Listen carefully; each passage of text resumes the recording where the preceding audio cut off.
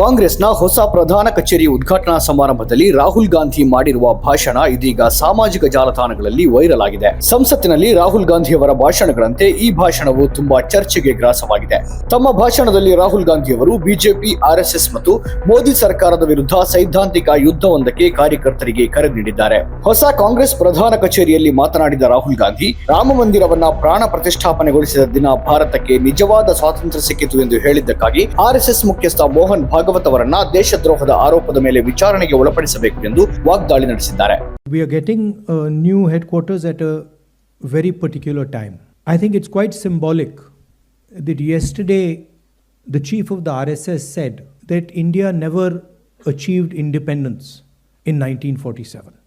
He said that true independence in India was achieved when the Ram Mandir was built. He says that the constitution was not the symbol of our freedom. Mohan Bhagwat has the audacity to inform the nation every 2 or 3 days what he thinks about the independence movement, what he thinks about the constitution. In fact, what he has said yesterday is treason, because it is stating that the constitution is invalid, it is stating that everything, the fight against the British was invalid, and he has the audacity to say this publicly. In any other country, he would be arrested and tried. That is the fact, right? To say that India did not get independence in 1947 is an insult to every single Indian person. And it's about time we stop listening to this nonsense that these people think they can just keep parroting out and shouting and screaming. ಪಕ್ಷವು BJP ಮತ್ತು RSS ವಿರುದ್ಧ ಹೋರಾಡ್ತಾ ಇದೆ. ಅವರು ನಮ್ಮ ದೇಶದ ಪ್ರತಿಯೊಂದು ಸಂಸ್ಥೆಯನ್ನ ವಶಪಡಿಸಿಕೊಂಡಿದ್ದಾರೆ. ಹಾಗಾಗಿ ನಾವು ಈ ಸರ್ಕಾರದ ವಿರುದ್ಧ ಸೈದ್ಧಾಂತಿಕ ಯುದ್ಧ ನಡೆಸಬೇಕು ಎಂದು ಕಾಂಗ್ರೆಸ್ ಸಂಸದ ರಾಹುಲ್ ಗಾಂಧಿ ಬುಧವಾರ ಪಕ್ಷದ ಕಾರ್ಯಕರ್ತರಿಗೆ ಕರೆ ನೀಡಿದ್ದಾರೆ. ಹೊಸದಿಲ್ಲಿಯಲ್ಲಿ ಕಾಂಗ್ರೆಸ್ನ ಹೊಸ ಪ್ರಧಾನ ಕಚೇರಿ ಇಂದಿರಾ ಭವನ ಉದ್ಘಾಟನೆಯಲ್ಲಿ ಲೋಕಸಭೆಯ ವಿರೋಧ ಪಕ್ಷದ ನಾಯಕ ಕಾಂಗ್ರೆಸ್ ಸೈದ್ಧಾಂತಿಕ ಯುದ್ಧವನ್ನ ಏಕೆ ನಡೆಸ್ತಾ ಇದೆ ಎಂಬುದರ ಕುರಿತು ವಿವರವಾಗಿ ಹೇಳಿದ್ದಾರೆ. ರಾಮ ಮಂದಿರವನ್ನು ಪ್ರಾಣ ಪ್ರತಿಷ್ಠಾಪನೆಗೊಳಿಸಿದ ದಿನದಂದು ಜನವರಿ 22, 2024ರಂದು ಭಾರತ ನಿಜವಾದ ಸ್ವಾತಂತ್ರ್ಯವನ್ನ ಸಾಧಿಸಿತು ಎಂಬ ಸರಸಂಘ ಚಾಲಕ ಮೋಹನ್ ಭಾಗವತ್ ಅವರ ಮಂಗಳವಾರದ ಹೇಳಿಕೆಗೆ ಸಂಬಂಧಿಸಿದಂತೆ ರಾಹುಲ್ ಆಡಳಿತ ಪಕ್ಷ ಮತ್ತು ಅದರ ಮಾತೃ ಸಂಸ್ಥೆ ಆರ್ಎಸ್ಎಸ್ ವಿರುದ್ಧ ತೀವ್ರ ವಾಗ್ದಾಳಿ ನಡೆಸಿದ್ದಾರೆ. ಭಾಗವತ್ ಅವರ ಹೇಳಿಕೆಗಳು ದೇಶದ್ರೋಹಕ್ಕೆ ಸಮಾನ, ಅದಕ್ಕಾಗಿ ಅವರನ್ನ ಬಂಧಿಸಿ ವಿಚಾರಣೆಗೆ ಒಳಪಡಿಸಬೇಕು ಎಂದು ರಾಹುಲ್ ಹೇಳಿದ್ದಾರೆ. ಈ ಅಸಂಬದ್ಧತೆಯನ್ನ ನಾವು ಕೇಳುವುದನ್ನು ನಿಲ್ಲಿಸುವ ಸಮಯ ಬಂದಿದೆ. ಈ ಜನರು ಕೂಗಾಡುತ್ತಾ ಕಿರುಚಾಡುತ್ತಾ ಇರುತ್ತಾರೆ ಎಂದು ರಾಹುಲ್ ಹೇಳಿದ್ದಾರೆ. ಮೋಹನ್ ಭಾಗವತ್ ಪ್ರತಿ 2 ಅಥವಾ 3 ದಿನಗಳಿಗೊಮ್ಮೆ ಸ್ವಾತಂತ್ರ್ಯ ಚಳವಳಿಯ ಬಗ್ಗೆ, ಸಂವಿಧಾನದ ಬಗ್ಗೆ ಅವರು ಏನು ಯೋಚಿಸುತ್ತಾರೆ ಎಂಬುದನ್ನು ತಿಳಿಸುವ ಧೈರ್ಯ ಹೊಂದಿದ್ದಾರೆ. ವಾಸ್ತವವಾಗಿ ನಿನ್ನೆ ಅವರು ಹೇಳಿದ್ದು ದೇಶದ್ರೋಹ, ಏಕೆಂದರೆ ಅದು ಸಂವಿಧಾನ ಅಮಾನ್ಯವಾಗಿದೆ ಎಂದು ಹೇಳ್ತಾ ಇದೆ. ಬ್ರಿಟಿಷರ ವಿರುದ್ಧದ ಎಲ್ಲ ಹೋರಾಟ ಅಮಾನ್ಯವಾಗಿದೆ ಎಂದು ಹೇಳ್ತಾ ಇದೆ ಮತ್ತು ಅದನ್ನ ಸಾರ್ವಜನಿಕವಾಗಿ ಹೇಳುವ ಧೈರ್ಯ ಅವರಿಗಿದೆ. ಬೇರೆ ಯಾವುದೇ ದೇಶದಲ್ಲಿ ಅವರನ್ನ ಬಂಧಿಸಿ ವಿಚಾರಣೆಗೆ ಒಳಪಡಿಸಲಾಗ್ತಾ ಇತ್ತು, ಅದು ಸತ್ಯ. 1947ರಲ್ಲಿ ಭಾರತಕ್ಕೆ ಸ್ವಾತಂತ್ರ್ಯ ಸಿಗಲಿಲ್ಲ ಎಂದು ಹೇಳುವುದು ಪ್ರತಿಯೊಬ್ಬ ಭಾರತೀಯನಿಗೂ ಅವಮಾನ ಎಂದು ರಾಹುಲ್ ವಾಗ್ದಾಳಿ ನಡೆಸಿದ್ದಾರೆ.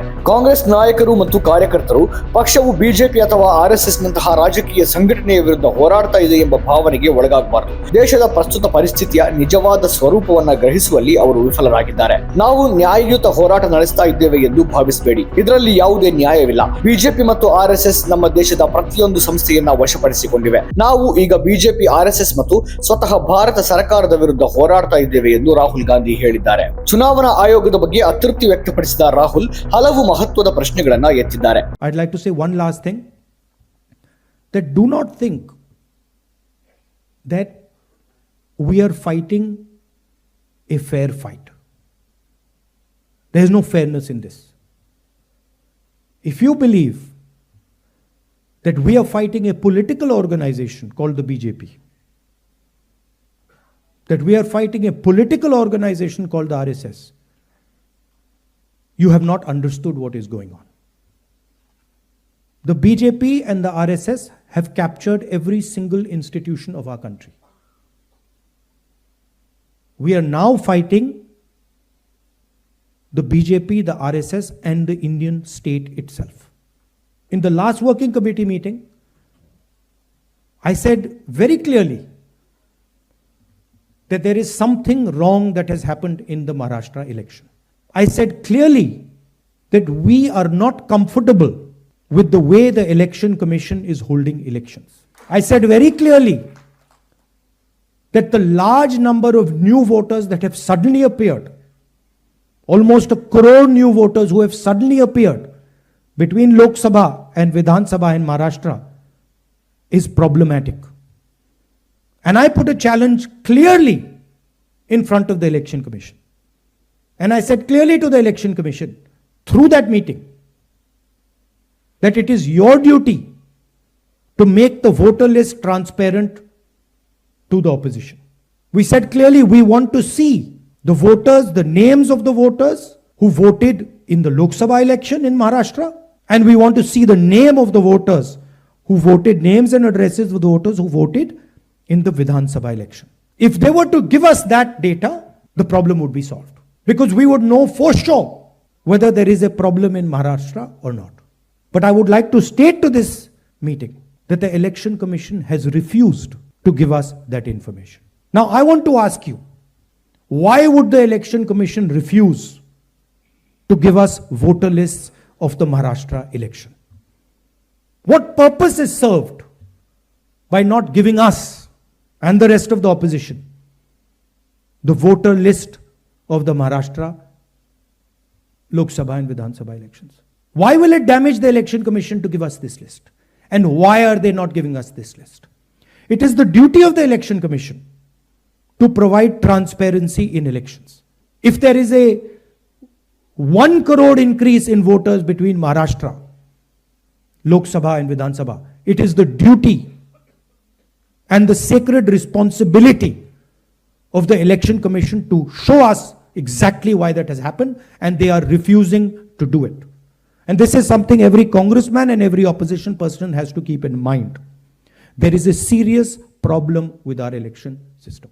ತಮ್ಮ ನಿಲುವನ್ನು ಸಮರ್ಥಿಸಲು ರಾಹುಲ್, ನಮ್ಮ ಚುನಾವಣಾ ವ್ಯವಸ್ಥೆಯಲ್ಲಿ ಗಂಭೀರ ಸಮಸ್ಯೆ ಇದೆ ಮತ್ತು ಚುನಾವಣಾ ಆಯೋಗವು ಚುನಾವಣೆಗಳನ್ನು ನಡೆಸುವ ವಿಧಾನದಿಂದ ನಾವು ತೃಪ್ತರಾಗಿಲ್ಲ ಎಂದು ಒತ್ತಿ ಹೇಳಿದ್ದಾರೆ.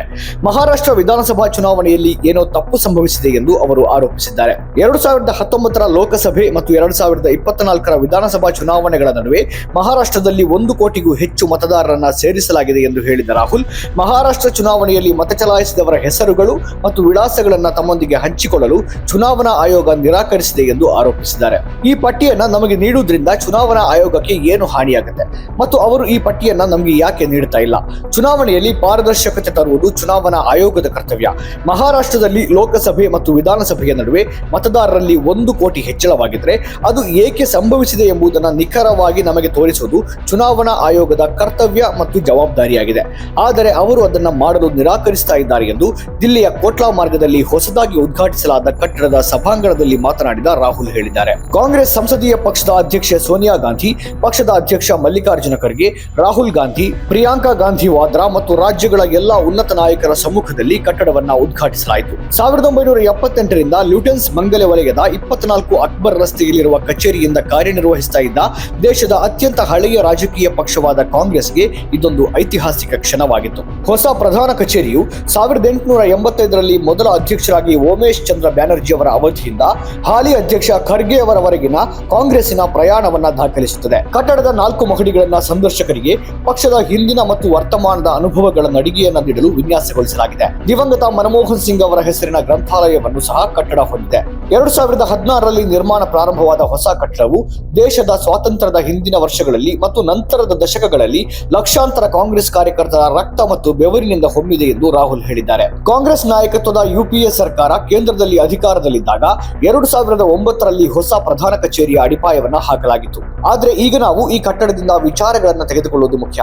ಹಳೆ ಕಾಂಗ್ರೆಸ್ ನಾಯಕರು ಮಾಡಿದಂತೆ ನಾವು ಈ ಜನರೊಂದಿಗೆ ಸೈದ್ಧಾಂತಿಕ ಯುದ್ಧವನ್ನ ನಡೆಸ್ತಾ ಇದ್ದು ಈ ದೇಶದ ಮಣ್ಣಿಗೆ ವಿಚಾರಗಳನ್ನ ಹರಡುತ್ತೇವೆ. ಅವರು ಪ್ರತಿದಿನ ನಾವು ನಂಬುವ ವಿಚಾರಗಳ ಮೇಲೆ ದಾಳಿ ಮಾಡ್ತಾ ಇದ್ದಾರೆ. ಕೇವಲ ಈ ಸಂಘಟನೆ, ಈ ಕೋಣೆಯಲ್ಲಿರುವ ಜನರು ಮತ್ತು ಈ ಸಂಘಟನೆಯ ಲಕ್ಷಾಂತರ ಕಾರ್ಯಕರ್ತರು ಮಾತ್ರ ಅವರನ್ನ ತಡೆಯುವ ಧೈರ್ಯ ಮತ್ತು ಸಾಮರ್ಥ್ಯವನ್ನು ಹೊಂದಿದ್ದಾರೆ. ನಾವು ಒಂದು ಸೈದ್ಧಾಂತಿಕ ಪಕ್ಷ ಮತ್ತು ನಮ್ಮ ಸಿದ್ಧಾಂತವು ನಿನ್ನೆ ಮೊನ್ನೆ ಹೊರಹೊಮ್ಮಿದ್ದಲ್ಲ ಎಂದು ರಾಹುಲ್ ಹೇಳಿದ್ದಾರೆ. ಆರ್ಎಸ್ಎಸ್ ಮತ್ತು ಬಿಜೆಪಿ ಭಾರತದ ಬಗ್ಗೆ ಕರಾಳ ದೃಷ್ಟಿಕೋನವನ್ನ ರೂಪಿಸಿವೆ.